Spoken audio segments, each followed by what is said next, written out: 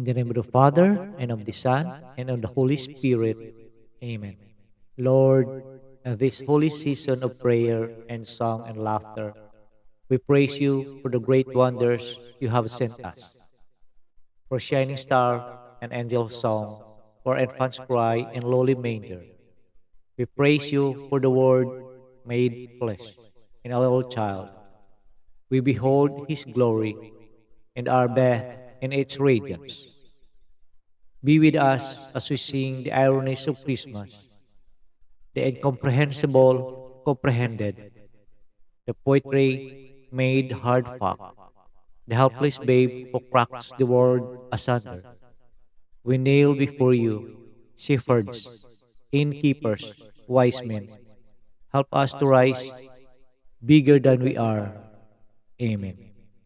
In the name of the Father, and of the Son, and of the Holy Spirit. Amen.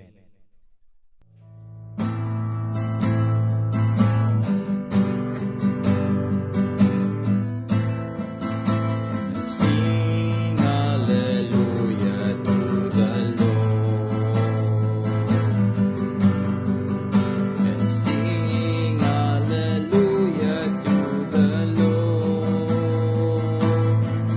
and sing hallelujah, sing hallelujah, sing hallelujah to the Lord. And sing hallelujah to the Lord. And sing hallelujah to the Lord. And sing hallelujah, sing hallelujah, sing hallelujah to the Lord.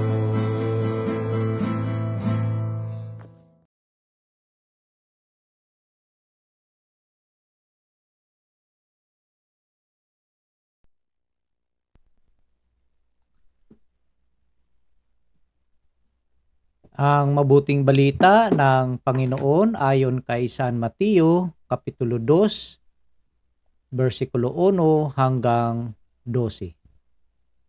Papuri sa iyo, Panginoon.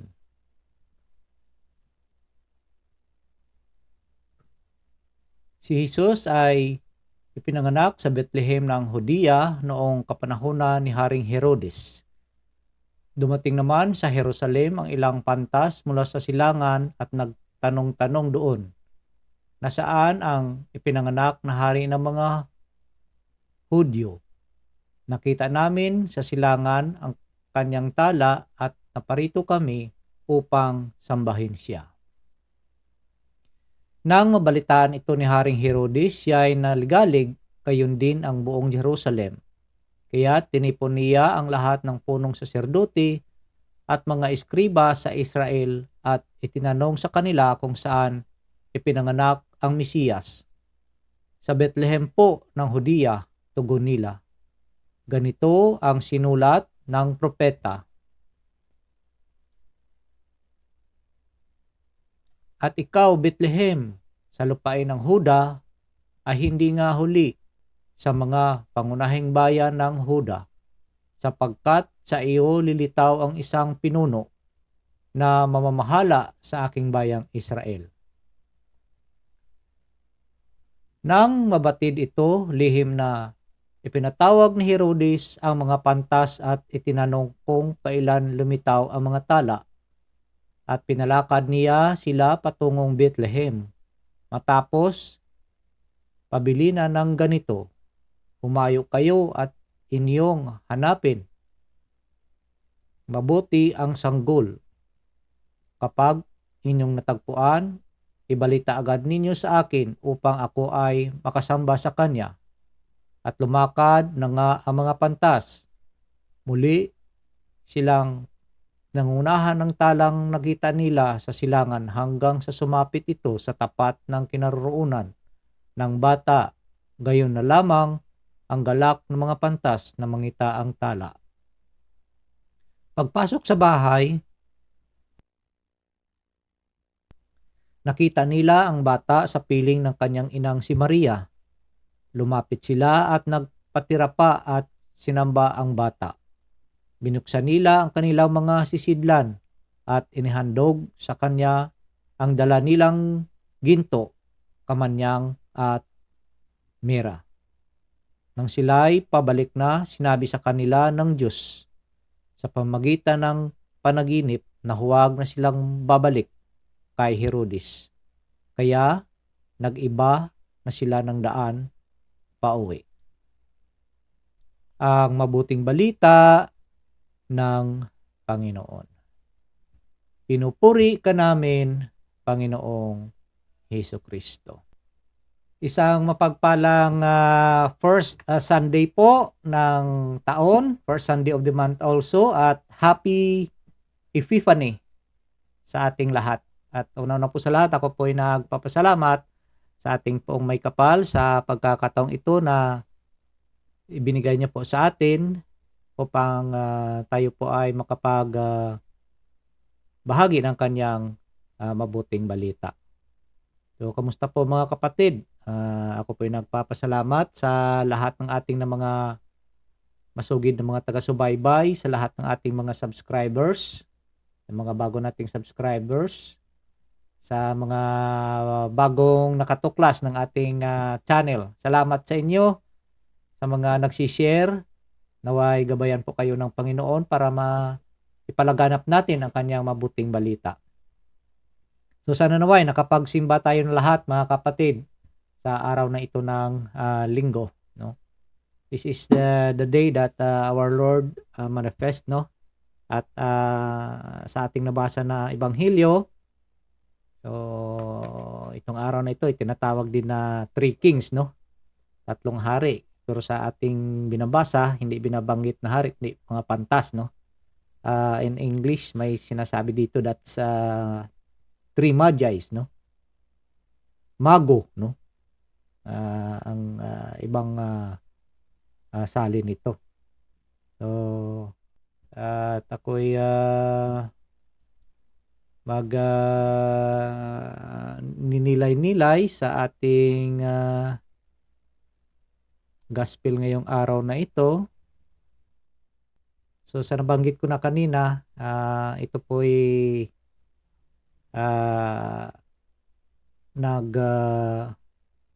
papahayag sa atin, no? Palagi nating maririnig, no? Itong Three Kings, tatlong hari. At palagi ang bati ay hindi Epiphany o Happy Sunday or Epiphany of the Lord, kundi Happy Three Kings, no? Karamihan noon ay pagsapit ng atres ng Enero, babatiin ka ng Happy Three Kings dahil tris. And then unti-unti, so ang simbahan ay talagang lagay na nito, no, sa tamang oras or time na dapat nating sundin kung anong araw. So normally sa aking munting nalalaman, ito ay ginaganap sa first Sunday, no, of the month. So Epiphany, no? Ano ba ang ibig sabihin ng Epiphany? Siguro marami sa ating nakarinig nito pero hindi halos natin malaman kung ano ba talaga ang meaning nito, no? Or ang kahulugan. So Epiphany is the manifestation of Christ to the Gentiles as represented by the Magi. So ito nababasa natin dito sa chapter 2 verse 1 to 12 ng Matthew, no? Sa Matthew, no? So kakabasa lang natin. So manifestation, no? Yung pagpakilala, no? Pagpakakilala ng or manifest, no? Pakilala ng ating Panginoon sa mga Gentiles, no? Ibang hindi halos naniniwala, no? Or walang paniwala na may Diyos, ano? Yung kumbaga sa atin mga mga wala lang pakialam sa buhay. But din mga kapatid, no, ang pinaka-importante dito is that ano ba yung regalo, no? Ang tatlong magi ay give him homage, no? And then may dala silang regalo. Pero sa atin, in our life, parang baliktad yata, no? Tayo lang ang palaging humihingi ng regalo sa ating Panginoon. Lord, bigyan mo ako ng ganito, bigyan mo ako ng ganon, bigyan mo ako, bigyan mo ako. Give me Lord, give me Lord. Puro na lang give me Lord. Pero ano ba ang ibinigay natin na regalo sa ating Panginoon, no? Nung kapanganakan niya, ano bang binigay natin? So, or nag-aantay lang tayo ba na bibigyan? So, ito napaka-importante, no? So, itong regalo ng mga magi or ng mga mago ay may mga kahulugan ito, no? Yung gold, tsaka yung frankincense at myrrh, no? So, sa munti kong nalalaman, itong gold ay nag-signifies ito ng kanyang pagkahari, no? Tsaka yung frankincense at myrrh yung during his burial, no? Correct me if I'm wrong, kung may makikinig man. But that's the only little knowledge na nalalaman ko. But din ang mahalaga dito mga kapatid ay yung kapanganak, no, ng ating Panginoon, no? Yung kanyang kapanganakan. Could you imagine that siya ay pinanganak sa pinaka-aba, no, na sitwasyon, no? Yung pinanganak lang siya sa sabsaban. Biro mo, no, anak siya ng Diyos, but din pinili niya na doon ipanganak para sa akin, ano, pag ninilayan natin para ibang ipakita sa atin lahat na kahit na ang Diyos ay marunong magpakumbaba, pero tayo bilang tao ay minsan, no, hindi tayo marunong ng ganun, eh. Gusto natin na sa tuktok tayo, sa taas tayo. Gusto natin purihin tayo. Ba't din ang ating Panginoon, hari siya ng mga hari. Pero, ayun, no? Pinili niya pa na ipanganak sa isang simpleng lugar, no? At bilang anak ng Diyos, hinubad niya yung pagka-Diyos niya para lang mamuhay gaya ng tao. So, how could you imagine, no, na kung ano talaga tayo kamahal ng Panginoon, ano? But din since na ang kalaban ay talagang kumbaga sa ano 24/7, no, na gumagawa ng paraan, no, para mahatak tayo palayo sa ating Panginoon. So kung ikaw man may pagkakataon na magiging ganito, ano kaya ang magiging reaction mo, no? Bibisitahin ka, mga sasabihin natin mga hari, no? Bibisitahin ka ng mga hari. So, di ba, no? Laking expand natin ng ganun, ano? So, ganun yung mga feeling natin minsan, no? But din ang ating Panginoon, you know, lahat hanggang siya ay pinako sa krus, no? Doon pa rin, nagpakumbaba pa rin. Nagpaubaya pa rin, no?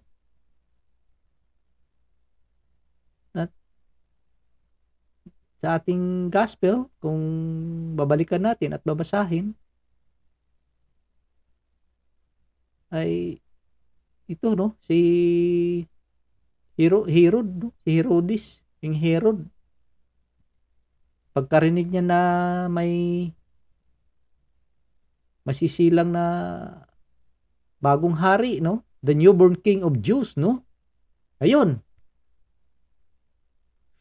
feel kaagad ng pagkabalisa, no, tuliro, no, kasi siya, sa isip niya, siya lang yung hari, no, dapat na uh, sabihin na nating sasambahin, no, ng mga tao, no, ng bayang Israel. Pero nung narinig niya may newborn king, ayun, talagang they were greatly troubled, no, and ang lahat ng mga taga Jerusalem, no, dahil siyempre may bagong hari na o sino yung hari? Ayun, ipinanganak lang sa maliliit na bayan ng Bethlehem, no, doon sa Huda, sa Judea. But ito bababasa na sinulat ng mga propeta, no, that "And you, Bethlehem, land of Judah, are by no means least among the rulers of Judah, since from you shall come a ruler, who is to shepherd my people Israel." So imagine, yung kumbaga sa yung pinaka low class na bayan, yun pa, doon pa nanggaling ang kikilaning hari. Ayun, si King Herod, naging no? At nagbalak pa, kunyari, no? Ipapahanap niya, no? Pag nakita daw, sabihin, para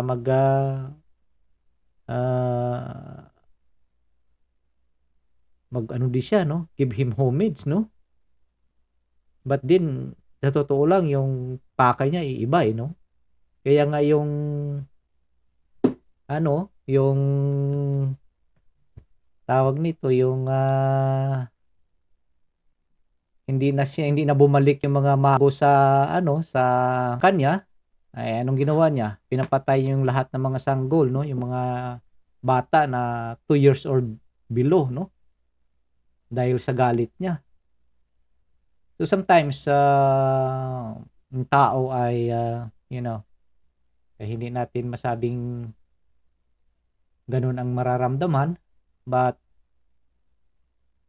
ang lesson dito, mga kapatid, that whoever we are, ano man tayo, ano man ang estado natin sa ating buhay, ay darating ang araw na tayo po ay babalik sa ilalim, babalik sa alikabok.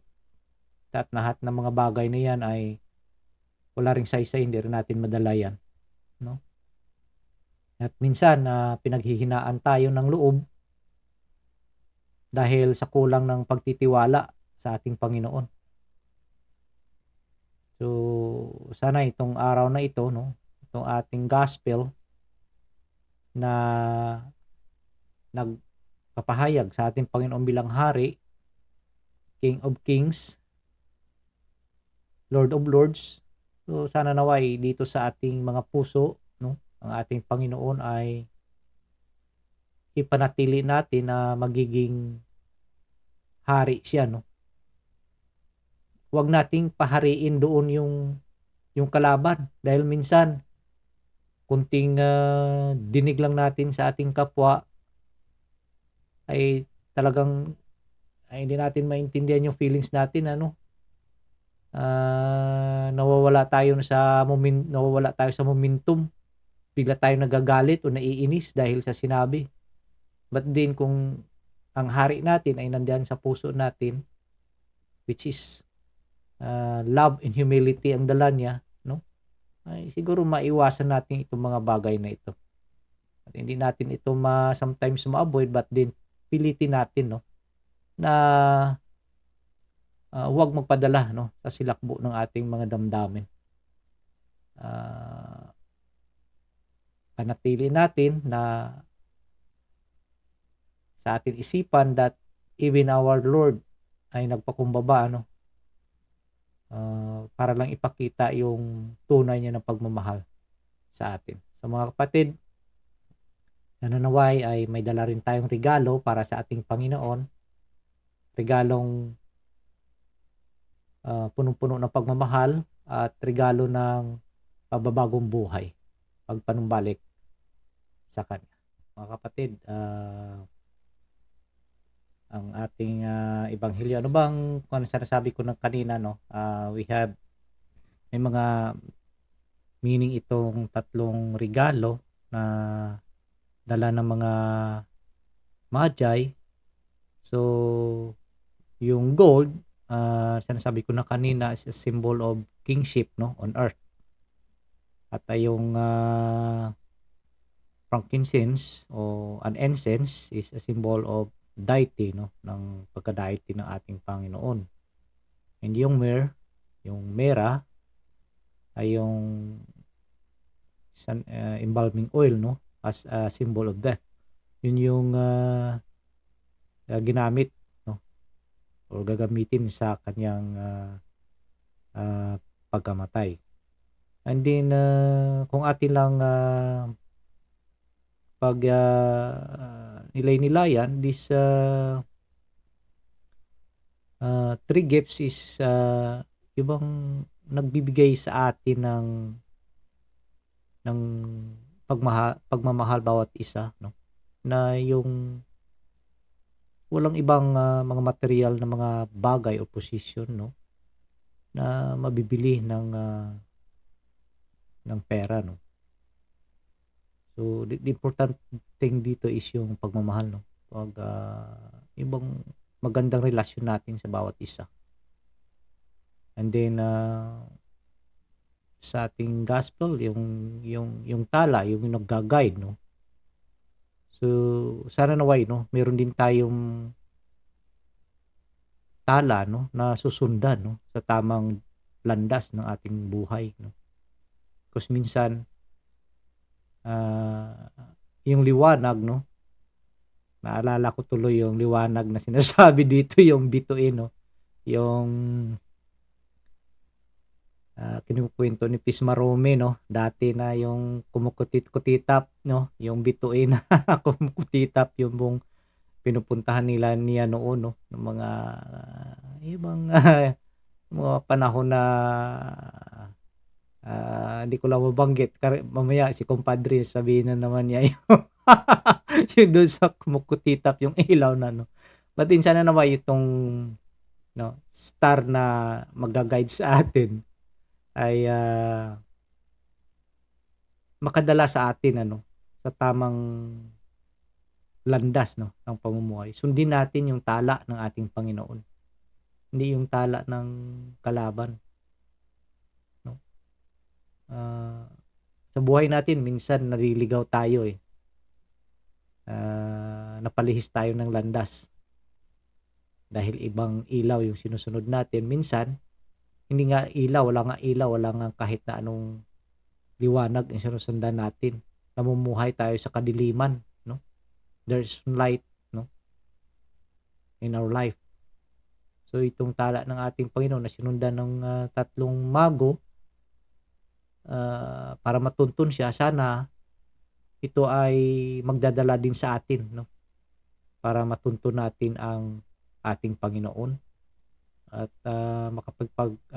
makapagbigay pugay, makapagbigay galang, no, sa Kanya. So sa buhay natin minsan wala na sa isip natin itong mga bagay na ito, yung relasyon natin sa ating Panginoon, dahil masyado na tayo nalululong sa makamundong bagay.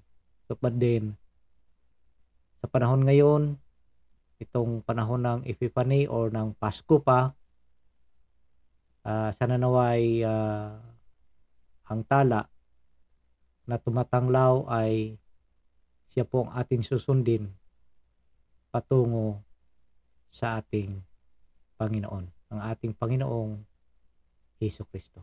So ang ating bituin, so dapat Yun ang sundin natin.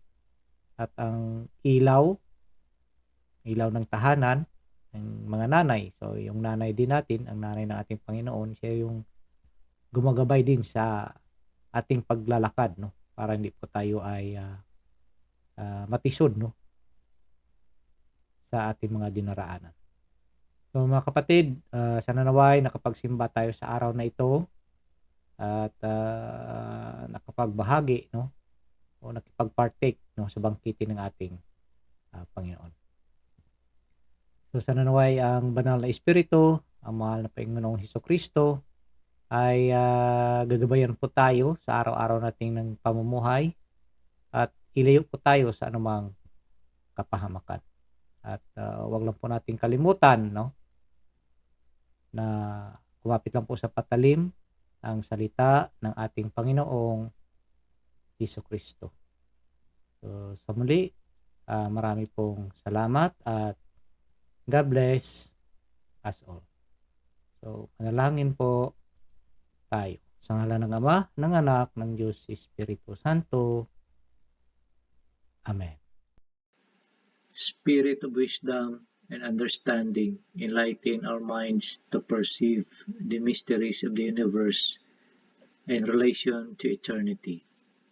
Spirit of right judgment and courage, guide us and make us firm in our baptismal decision to follow Jesus' way of love. Spirit of knowledge and reverence, help us to see the lasting value of justice and mercy in our everyday dealings with one another.